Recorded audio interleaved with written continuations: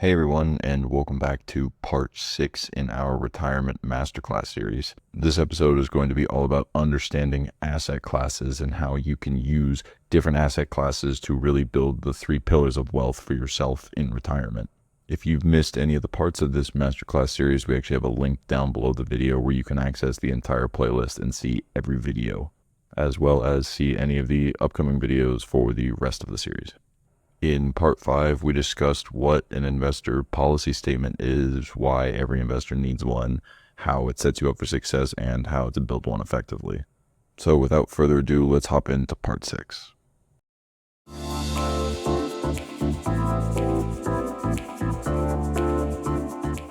So we're going to start with something that might sting a little. If you put 10 grand in a savings account 20 years ago, you'd have maybe $11,000 to $12,000 today. But if you'd put that same exact amount of money in the S&P 500, you'd be sitting on about $60,000 to $70,000. That's 6 times your money. But here's the thing nobody talks about. Stocks are just one piece of the puzzle. Today, we're going to walk you through the 3 building blocks that every wealthy investor uses. And by the time we're done, you'll know exactly how each one works and how you can use them in your retirement planning.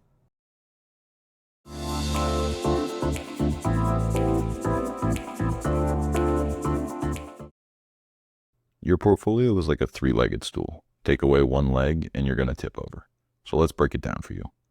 The first leg in any portfolio is going to be stocks. These are your growth engine. These can double or triple your money over time. The second leg is bonds. These are your safety net. They pay steady income and catch you when stocks take a nosedive. The third leg is alternatives. These are your wild cards, something like real estate, commodities, and anything else that zigs when everything else zags. The truth about getting wealthy is that no successful investor can do it just picking one. Warren Buffett didn't do it, and neither can you. So let's dig into each, and we'll show you why altogether they actually work to help you create long-term wealth.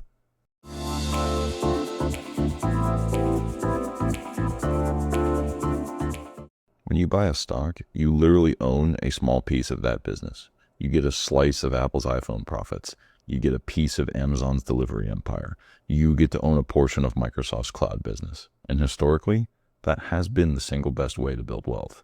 But of course, don't just take our word for it. Here are the facts. Over the last 100 years, the S&P 500 has averaged about 10.5% annual returns. That means your money doubles roughly every 7 years. But, and this is a huge but, it doesn't go up in a straight line. In 2008, the S&P 500 lost about 50% of its value. In 2020, it fell about 34% in just 5 weeks, then rocketed back up. And here in 2025, we've seen record highs in many different categories. This scares people, but if you understand it, volatility actually becomes your friend. There are 4 things that typically move stock prices, and understanding it is simpler than you think. First is company growth. For example, Apple sells more iPhones, and the stock goes up. Second is the economy. More jobs means more spending, which means higher profits. Third is investor emotions. Fear and greed drive short-term swings more than anything else. And the fourth is dividends. Some companies literally pay you to own them. The next thing about stocks worth noting is that not all stocks are the same. Generally speaking, stocks fall into 3 categories, and here's what you need to know about each. First are big companies. These are $10 billion or more companies, the heavy hitters. Your Apple, Microsoft, Coca-Cola. They're steady, they're lower risk, they usually show consistent growth, and many pay dividends. Next are your medium companies. They're usually in the $2 to $10 billion range. Think of a company like Zoom before it exploded. It's the sweet spot for many investors. More growth than big companies, but still less risky than the smaller ones. And third are your small companies. These are going to be the ones under $2 billion. These are your rocket ships. They can multiply your money fast, but they can also crash out and burn just as quick. Now that we've covered stock types, there's another important factor at play when we're discussing stocks, and that would be geography. Here you also have 3 major categories. You've got U.S. companies, international developed markets like Europe and Japan, and then the emerging markets. These would be like China or India. Each moves differently, which is exactly why you want a little bit of each for diversification. So how does all this come together to play out in real life? Well, let's take an example of a 35-year-old. They might put 70% of their money in stocks, 40% in big US companies, 15% in medium-sized ones, and 10% in small companies, and then 25% international. This would give them growth and diversification all in one stock portfolio.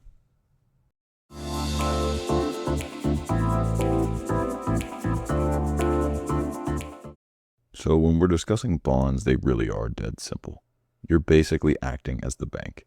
You lend money to governments or companies. They pay you interest on that money, and then at the end, they give you your money back.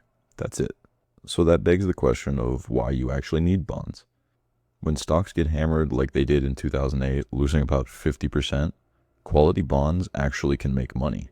When stocks crashed in 2020, bonds actually cushioned the blow. They act as a shock absorber. Plus, bonds pay you.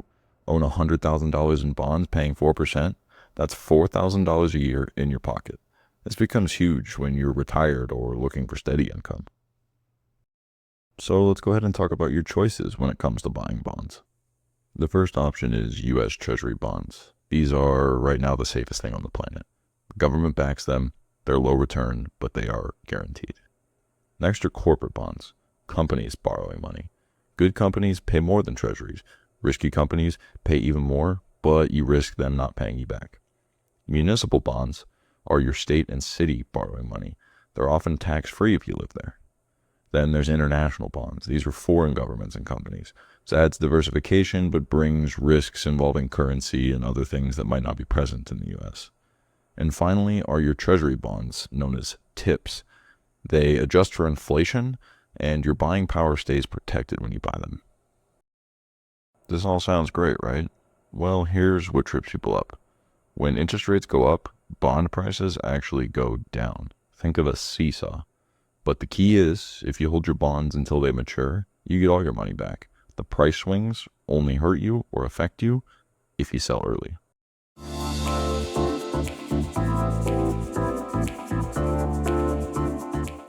Now we're going to jump beyond stocks and bonds.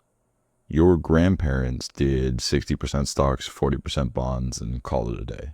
But wealthy investors nowadays, they use alternatives to juice their returns and smooth out the bumps in their portfolio. Here are some of the traditional alternatives we're talking about. First, you have real estate investment trusts known as REITs. You own a piece of office buildings, shopping centers, or apartments without dealing with tenants. They usually pay somewhere between 4 to 6% dividends, and they go up when inflation hits. Next are commodities. These are things like oil, gold, wheat, and copper. When stocks and bonds are struggling, these often do well.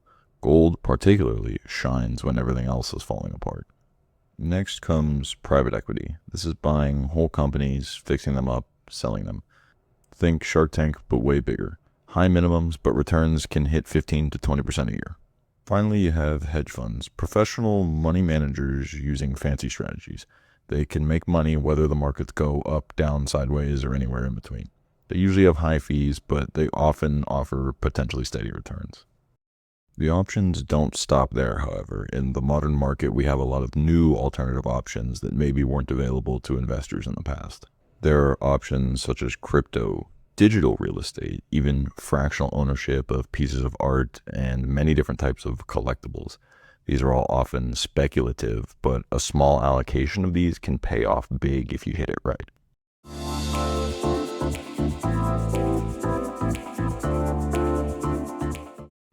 The best way to bring asset classes together is to create an age-based game plan. And here's how to think about this based on where you are in life. When you're in your 20s and 30s, you'll want to go heavier on stocks, roughly 80% stocks, 15% bonds, and about 5% in alternatives. You've got time to ride out any crazy swings. When you get to your 40s and 50s, you'll want to start shifting more to something like 65% stocks, 25% bonds, and 10% alternatives. You're balancing growth with some stability as retirement starts to get closer. Then when you get to your 60s and beyond, you're going to shrink down to about 45% stocks, 45% bonds, and still keeping 10% alternatives. Now you need income, and you really can't afford to lose half your money right before you retire. Now that we've covered everything about asset classes, we would like to leave you with the secret sauce, the $1 million insight. It's not about picking the perfect investment. It's about owning all three types and rebalancing when things get out of whack. When stocks get expensive, you'll sell and buy some bonds. When bonds are overpriced, you'll add alternatives. This boring strategy has created more millionaires than any hot stock tip or get-rich-quick scheme ever will. So if you're ready to take your portfolio to the next level, get yourself a trusted partner, somebody that can help you spot any existing gaps in your current approach, that can help you understand where you are and where you want to be, and then can also help you map the path forward and decide exactly what allocations you're going to need and when.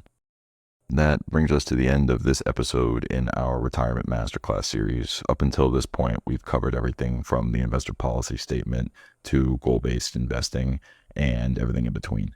And now that we've gone deep into asset classes and understanding how to put your portfolio together, coming up next in part 7, we are going to cover insurance and how you can use a lot of different insurance practices and approaches to hedge against a lot of the downside possibilities of life.